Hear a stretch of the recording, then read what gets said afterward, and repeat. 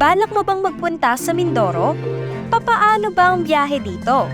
Well, kung magta-travel ka mula sa Maynila, maaari kang sumakay ng barko sa Batangas Port Terminal patungo sa gateway ng Mindoro, ang Calapan City, para makarating sa mga nagagandahang lugar dito gaya ng mga White Beach, Falls at bundok.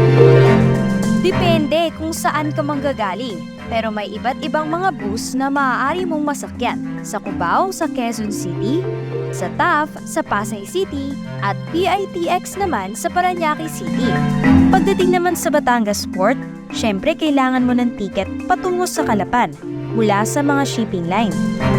Mas mabuti kung maaga ka nang nakapagpabook ng tiket online.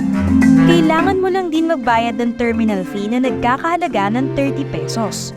Pagkatapos nito, hintayin na lamang ang inyong scheduled trip sa moderno, malawak, at maayos na passenger terminal. O diba, madali lang? Kaya, pasyal na tayo!